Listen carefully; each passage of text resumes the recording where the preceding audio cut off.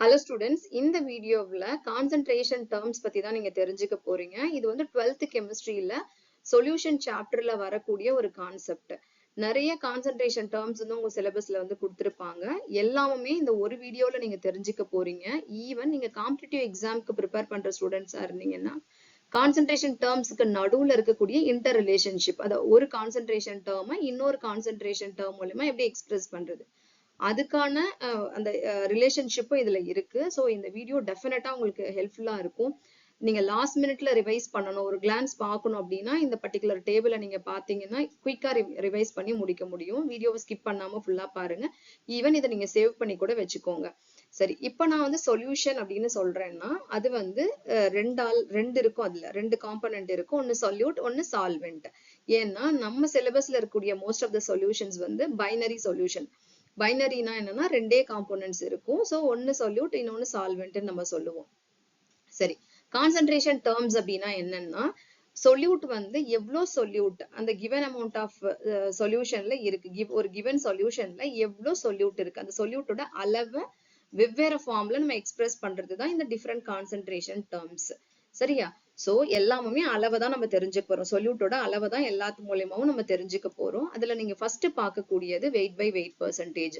Wait by weight percentage அப்படின்றது என்ன அப்படின்னா mass of the solute in 100 grams of solution. 100 gram solution நம்ம எடுத்துக்கிறோம்னா அதுல எவ்வளவு அளவுக்கு எவ்வளவு கிராம் வந்து சொல்யூட் இருக்கு. ஸோ இதுதான் வந்து wait by weight percentage.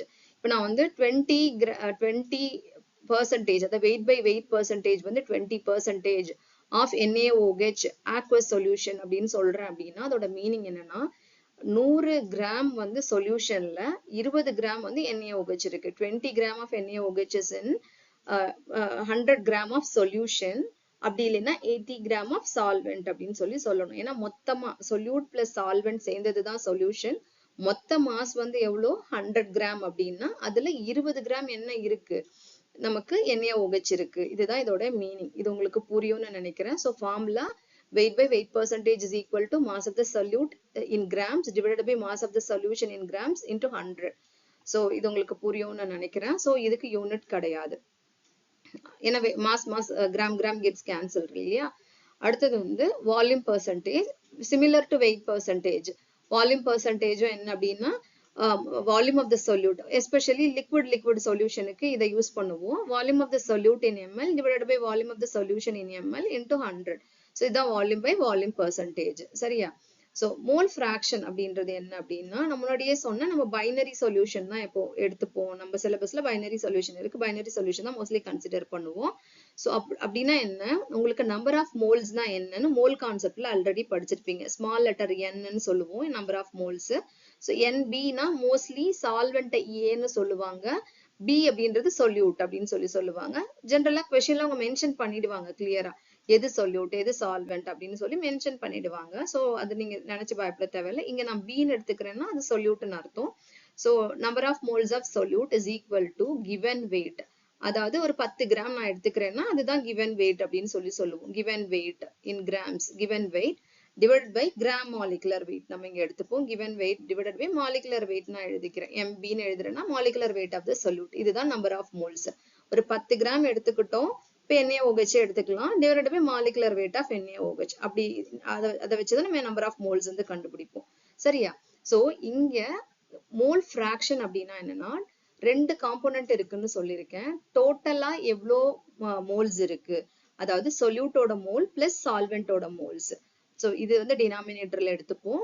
நியூமரேட்டர்ல number of moles of solute இந்த இடத்துல கண்டுபிடிச்சிருக்கு. இந்த மாதிரி நீங்க சால்வெண்ட்டுக்கு கண்டுபிடிக்கலாம். தட் இஸ் XA, கையேன்னு சொல்லுவோம். இதை எழுதும்போது எக்ஸ் மாதிரி இருக்கும். ஸோ இது XA is equal to number of moles of solvent divided by total number of moles அப்படின்னு சொல்லுவோம். பைனரி சொல்யூஷனுக்கு இந்த chi A plus chi B is equal to 1. ஏன் அது புரியும் உங்களுக்கு நினைக்கிறேன். ஏன்னா number of moles of solute divided by total number of மோல்ஸ்ன்றது என்னது, number of moles of solute plus solvent. அதே மாதிரியே number of moles of solvent divided by total number of moles. Denominator same, numerator ரெண்டுத்தையும் add பண்ணீங்க அப்படின்னா 1 வரும். இது important. ஏன்னா சில சமயம் நம்ம வந்து XB கொடுத்துருப்பாங்க, XA கண்டுபிடிக்க வேண்டியது இருக்கும். அப்போ நம்ம என்ன பண்ணணும் அப்படின்னா 1 மைனஸ் வச்சு கண்டுபிடிப்போம் இல்லையா. So XA is equal to 1 minus XB அந்த மாதிரி கண்டுபிடிப்போம். சரி, அடுத்தது molarity. molarity அப்படின்றது வந்து என்ன அப்படின்னா number of moles of solute per liter of solution. அதாவது எவ்வளோ ஒரு லிட்டர் சொல்யூஷன்ல எவ்வளோ solute இருக்கு, அதுதான் வந்து எவ்வளோ moles of solute இருக்கு, அதுதான் மொலாரிட்டின்னு சொல்லுவோம். Already number of moles of solute எப்படி ஃபைண்ட் அவுட் பண்ணுன்றதுக்கான ஃபார்முலா நான் இங்க வந்து கொடுத்துருக்கிறேன். given weight divided by molecular weight இல்லையா. ஸோ அதுதான் வந்து இங்க வந்து நீங்க போடுவீங்க. Number of moles of solute டைரக்டா சில சமயம் நம்பர் ஆஃப் மோல்ஸ் கொடுத்துருப்பாங்க. அப்படி இல்லைன்னா நான் வந்து ஒரு 10 grams எடுத்துக்கிறேன், NaCl வந்து எடுத்துக்கிறேன், இல்ல வந்து KCl எடுத்துக்கிறேன், அந்த மாதிரி ஏதாவது ஒரு சப்ஸ்டன்ஸ் வந்து கொடுத்துருப்பாங்க. ஸோ அப்போ அந்த சப்ஸ்டன்ஸ் என்னன்னு தெரிஞ்சிச்சுன்னா மாலிகுலர் வெயிட் வந்து நீங்க கண்டுபிடிச்சிருவீங்க.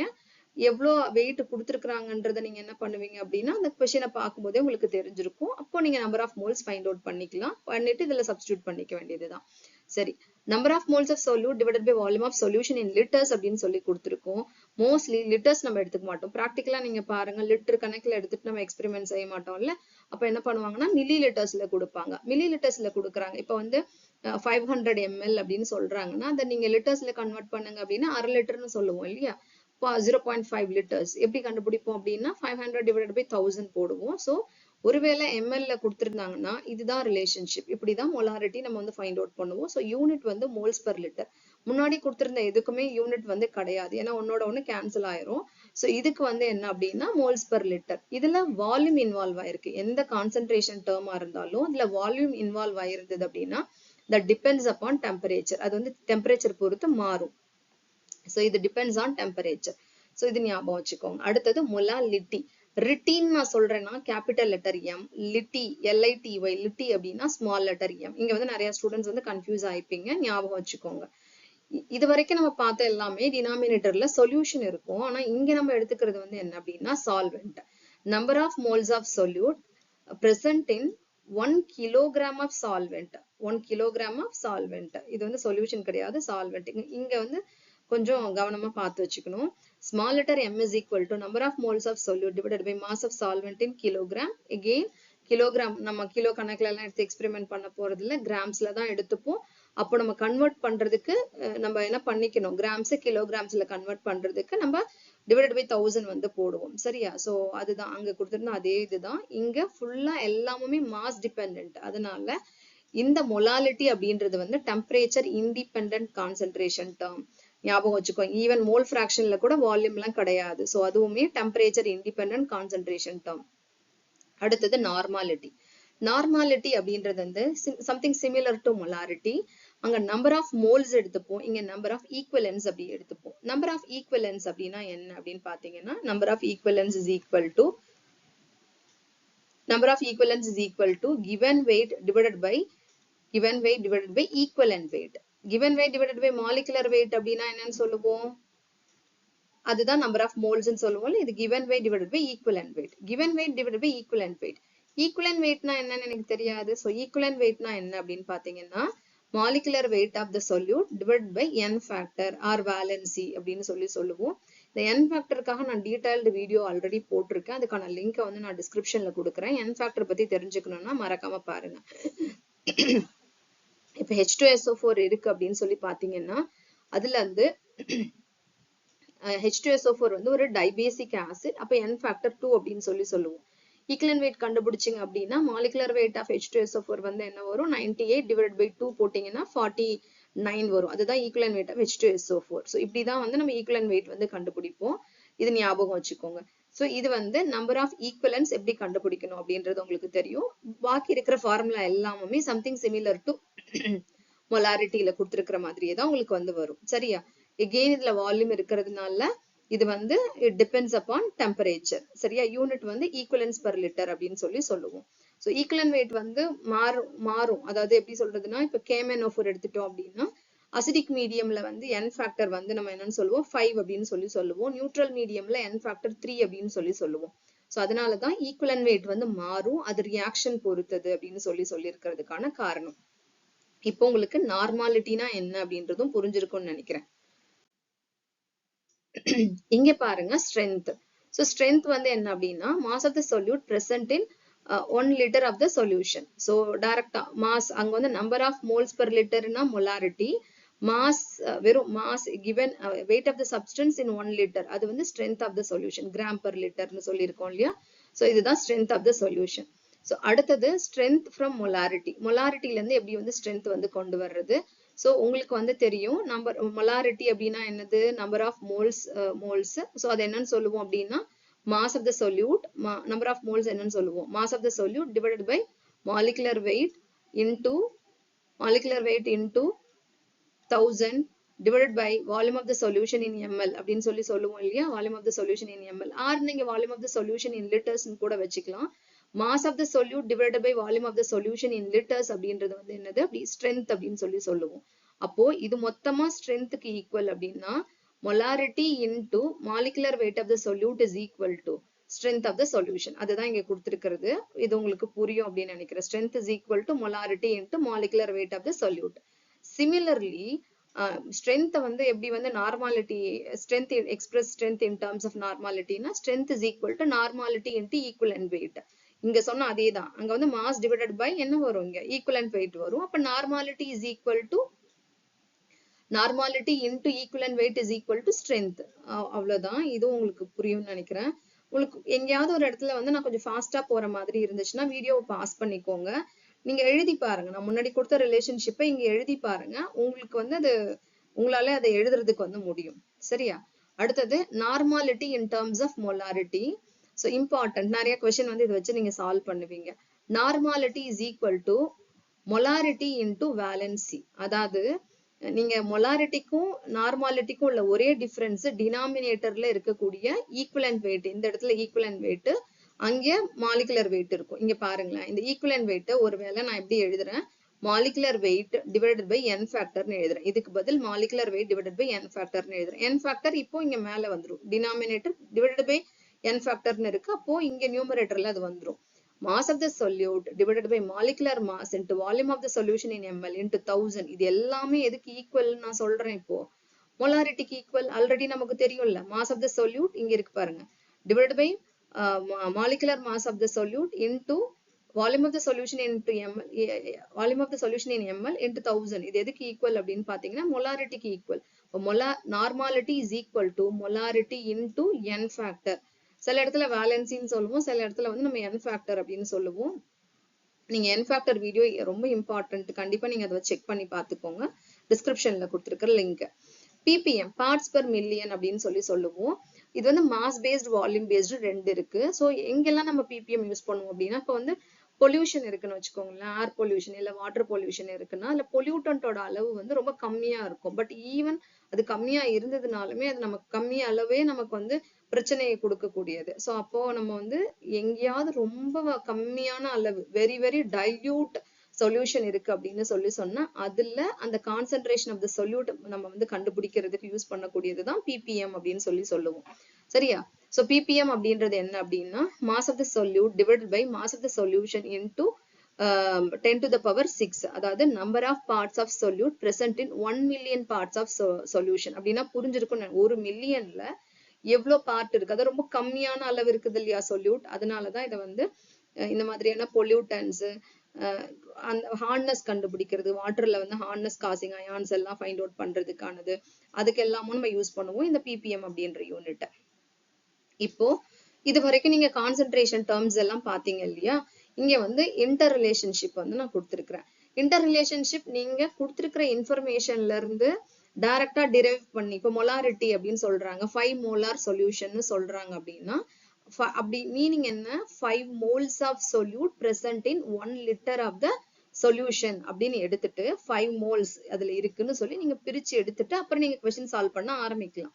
இல்ல எனக்கு அது சிரமமா இருக்கும் அப்படின்னா டைரக்டா ஃபார்முலா வந்து இன்டர் ரிலேஷன்ஷிப் நான் இங்க கொடுத்துருக்கிறேன். இதை வந்து நீங்க நோட் பண்ணி வச்சுக்கோங்க. மொலாரிட்டிக்கும் மொலாலிட்டிக்கும் என்ன ரிலேஷன்ஷிப், மொலாரிட்டிக்கும் வெயிட் பை வெயிட் பர்சன்டேஜுக்கும் என்ன ரிலேஷன்ஷிப். இது வந்து நீங்க நான் வந்து இங்க கொடுத்துட்டேன் டைரக்டா, நீங்க நோட்ல எடுத்து ஒரு தடவை போட்டு பார்த்துட்டு நீங்க டிரைவ் பண்ணி வச்சுக்கிட்டீங்கன்னா தான் ஈஸியா இருக்கும். இல்ல நீங்க திரும்ப திரும்ப ரிப்பீட்டடா இதை வந்து பாக்குற இடத்துல வந்து பிரிண்ட் எடுத்து ஒட்டி வச்சுக்கோங்க. அப்பதான் உங்களுக்கு திரும்ப திரும்ப பார்க்கும்போதுதான் இது மறக்காது. சரியா. மொலாரிட்டிக்கும் மொலாலிட்டிக்கும் என்ன ரிலேஷன்ஷிப், நான் இன் டர்ம்ஸ் ஆஃப் மொலாரிட்டியும் கொடுத்துருக்கேன், இன் டர்ம்ஸ் ஆஃப் மொலாலிட்டியும் ரெண்டுமே கொடுத்துருக்கிறேன். மொலாலிட்டி மூலமா எப்படி எக்ஸ்பிரஸ் பண்றது, மொலாலிட்டி மூலமா எப்படி எக்ஸ்பிரஸ் பண்றது, ரெண்டுமே இருக்கு. அந்த மாதிரி molarity weight by weight percentage important. எப்பவுமே உங்களுக்கு மாஸ் ரிலேட்டட் கான்சென்ட்ரேஷன் டேர்மும் வால்யூம் ரிலேட்டட் கான்சென்ட்ரேஷன் டேர்மும் கொடுத்துருக்காங்க அப்படின்னா அதை நீங்க எப்படி கன்வெர்ட் பண்ண முடியும், த்ரூ டென்சிட்டி. ஏன்னா உங்களுக்கு தெரிஞ்சிருக்கும் mass by volume is equal to density. So through density தான் நம்ம என்ன பண்ணுவோம் அப்படின்னா அதை கன்வெர்ட் பண்ணுவோம். ஸோ இங்கேயும் அந்த கன்வர்ஷன் அது மூலியமா தான் நம்ம பண்ணிருக்கோம். டீன்னு நான் கொடுத்துருக்கிறது டென்சிட்டி. So important. ஏன்னா சில கொஸ்டின்ல வந்து வெயிட் பை வெயிட் பெர்சன்டேஜ்னு சொல்லியிருப்பாங்க, நீங்க டைரக்டா கண்டுபிடிங்கன்னு சொல்லிடுவாங்க. வெயிட் பை வெயிட் பெர்சன்டேஜ் கொடுத்துட்டு மொலாரிட்டி கண்டுபிடிங்கன்னு சொல்லிடுவாங்க. அப்போ உங்களுக்கு தோணும் வெயிட் பை வெயிட் பெர்சன்டேஜ் கொடுத்துருக்காங்க சரி, எனக்கு ஆனா மொலாரிட்டிக்கும் இதுக்கும் ரிலேஷன்ஷிப் தெரியலேன்னு யோசிக்க கூடாது. ஸோ இதுதான் அங்க அதோடைய ரிலேஷன்ஷிப். ஸோ ஞாபகம் வச்சுக்கணும் இதை. இங்க டைலூஷன் ஃபார்முலா இம்பார்ட்டன்ட். ஸோ இங்க வந்து நான் என்னன்னா m1 v1 is equal to m2 v2. அதாவது என்ன பண்ணிருப்பாங்கன்னா ஒரு 100 ml கான்சென்ட்ரேஷன், ஒரு கான்சென்ட்ரேஷன் சொல்லி மொலாரிட்டி 5 மோலார் சொல்யூஷன் கொடுத்துருப்பாங்க. அதை டைலூட் பண்ணனதுக்கு பிறகு அந்த டைலூட் பண்றதுக்கு எவ்வளவு வால்யூம் தேவை, அதை இவ்வளவு மொலாரிட்டியா நான் மாத்துறேன், எவ்வளவு வால்யூம் தேவை அப்படின்ற மாதிரி எல்லாம் கொடுத்துருப்பாங்க. இல்ல ரெண்டு டிஃப்ரெண்ட் சொல்யூஷன், அதாவது ஒரு சொல்யூஷனுக்கு ஒரு மோலாரிட்டி, இன்னொரு சொல்யூஷனுக்கு இன்னொரு மோலாரிட்டி அப்படின்னு சொல்லி கொடுத்துட்டு அதை வெவ்வேறு வால்யூம் விகிதத்துல மிக்ஸ் பண்ணனா நமக்கு ஃபைனலா கிடைக்கக்கூடிய சொல்யூஷனுக்கு என்ன மொலாரிட்டியில அது இருக்கும். வால்யூம் ஆப்வியஸா தெரியும், இது 50 ml இது 100 ml எடுத்துட்டோம்னா டோட்டல் வந்து 150 ml தெரியும். ஆனா அப்படி மிக்ஸ் பண்ணனதுக்கு பிறகு எவ்வளவு மொலாரிட்டி சேஞ்ச் வரும் அப்படின்லாம் கேட்பாங்க. அப்போ வந்து m1 v1 plus m2 v2 is equal to m total v total அந்த மாதிரி எல்லாம் வந்து கண்டுபிடிப்போம். டைலூஷனுக்கான ஃபார்முலா இம்பார்ட்டன்ட். ஸோ நோட் பண்ணி வச்சுக்கோங்க. இது வந்து டைலூஷன் நம்ம சொல்லும் பொழுது என்னன்னா same solution of different concentration and volume எடுத்து நம்ம ஒன்னோட ஒண்ணு மிக்ஸ் பண்ணும் பொழுது நமக்கு வந்து ஃபைனல் சொல்யூஷனுக்கான மோலாரிட்டி என்ன அப்படின்றதுக்கான ஃபார்முலா. அதே மாதிரியே இதை நார்மாலிட்டிக்கு நீங்க யூஸ் பண்ணலாம். v1 n1 plus v2 n2 is equal to v total n total அந்த மாதிரி நீங்க யூஸ் பண்ணலாம். சரி, அடுத்தது மொலாலிட்டிக்கும் மோல் ஃபிராக்ஷனுக்கும் உள்ள ரிலேஷன்ஷிப் இங்க கொடுத்திருக்கேன். மோல் ஃபிராக்ஷனுக்கு உள்ள ரிலேஷன்ஷிப் ஜென்ரலா நம்ம எங்கேயுமே molecular weight of the solvent use பண்ண மாட்டோம். இன் மோஸ்ட் கேசஸ் சொல்யூட் தான் யூஸ் பண்ணிருப்போம். இந்த ஃபார்முலால நம்ம யூஸ் பண்றது மாலிகுலர் வெயிட் ஆஃப் சால்வெண்ட். இதை மறந்துடக்கூடாது, ஞாபகம் வச்சுக்கோங்க. அடுத்தது ஃபார்மாலிட்டி. அது சும்மா தான் நமக்கு ஃபார்மாலிட்டின்னு நம்ம படிக்கிறீங்க. This is something like molarity. Number of moles of solute divided by volume of the solution in ml. Volume of the solution in ml, அதாவது அதை லிட்டர்ஸ் தான் சொல்லுவோம். லிட்டர்ஸ் அது ml கொடுத்துருந்தாங்கன்னா அது லிட்டர்ஸ்க்கு கன்வெர்ட் எப்படி பண்றதுக்கான ஃபார்முலா இதுல இருக்கு. இது எதுக்காக ஃபார்மாலிட்டி கொடுத்துருக்காங்க அப்படின்னா mostly ionic solids like NaCl எல்லாம் இருக்குன்னு வச்சுக்கோங்களேன். அதை வந்து நம்ம எடுத்துக்கிறது Na+Cl- அப்படின்றது ஒரு ஃபார்முலா யூனிட் அப்படின்னு எடுத்துப்போம். ஏன்னா அது டிஸ்கிரிட் யூனிட்டா எக்ஸிஸ்ட் ஆகாது NaCl. இப்ப நம்ம வந்து மீத்தேன் சொல்றோம் அப்படின்னா மீத்தேன்ல ஒரு கார்பன் 4 ஹைட்ரஜன் இருக்கு, அமோனியானா ஒரு நைட்ரஜன் 3 ஹைட்ரஜன் இருக்கு. அந்த மாதிரி டிஸ்கிரிட் யூனிட்ஸா எக்ஸிஸ்ட் ஆகும். ஆனா NaCl அப்படி கிடையாது. அதனால நம்ம கன்வீனியன்ஸ்க்காக நம்ம ஒரு ஃபார்முலா யூனிட்டா நம்ம சொல்லுவோம். ஒரு ஃபார்முலா யூனிட்ன்றது ஒரு Na+க்கு ஒரு Cl- அப்படின்றது. அதனாலதான் இங்க ஃபார்மாலிட்டின்னு கொடுத்துருக்காங்க. ஒரு ஃபார்முலா யூனிட் அப்படின்றது வந்து என்னன்னு உங்களுக்கு புரியணும். ஸோ அதுக்காக தான் இந்த பர்டிகுலர் ஃபார்முலா. சரி, நீங்க வந்து இப்போ நிறைய கொஸ்டின்ஸ் வந்து சால்வ் பண்ணும் பொழுது concentration terms related question solve பண்ணும் பொழுது இந்த மாதிரி கொடுத்துருப்பாங்க. 1n சொல்யூஷன் அப்படின்னா 1 நார்மல் சொல்யூஷன் அர்த்தம். ஈவன் மொலாரிட்டிக்கு கூட 1m சொல்யூஷன் கொடுத்துருப்பாங்க. அதோட மீனிங் என்னன்னா ஒரு மோல் சொல்யூட் வந்து 1 லிட்டர் ஆஃப் சொல்யூஷன்ல இருக்குன்னு அர்த்தம்.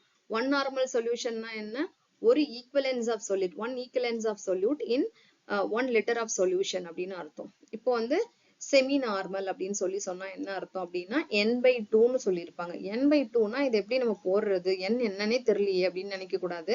மீனிங் என்னன்னா ஹாஃப் நார்மல் சொல்யூஷன் அப்படின்னு அர்த்தம். இது வந்து 0.5 என்னன்னு அர்த்தம். அதே மாதிரி இந்த இடத்துல பாருங்க n/10 அது வந்து டெசி நார்மல், சென்டி நார்மல், மில்லி நார்மல் இந்த மாதிரி கொடுத்துருக்காங்கன்னா இப்படி கொடுத்துருந்தா நமக்கு வந்து என்னது இதோட மீனிங் என்னன்னு தெரியலையேன்னு நமக்கு தோணும். நீங்க 1/10னா என்ன அதை அப்படியே போடுங்க, 1/100னா என்ன அப்படியே போடுங்க, 1/1000னா என்ன அப்படியே போட்டுட்டு நீங்க கொஸ்டின் சால்வ் பண்ண ஆரம்பிக்கலாம். இது உங்களுக்கு யூஸ்ஃபுல்லா இருக்கும் அப்படின்னு நான் நம்புறேன். மறக்காம வந்து உங்க ஃபீட்பேக்கை வந்து கமெண்ட்ல வந்து போஸ்ட் பண்ணுங்க. இன்னும் இது ரிலேட்டட் வீடியோஸ் உங்களுக்கு வேணும் அப்படின்னா அதையும் கமெண்ட்ல போஸ்ட் பண்ணுங்க. Thanks for your support. Thanks for வாட்சிங் திஸ் ஒன். எகெயின் திரும்ப சொல்றேன், இதை சேவ் பண்ணி வச்சுக்கோங்க. டெஃபினட்டா உங்களுக்கு யூஸ்ஃபுல்லான ஒரு வீடியோ இது.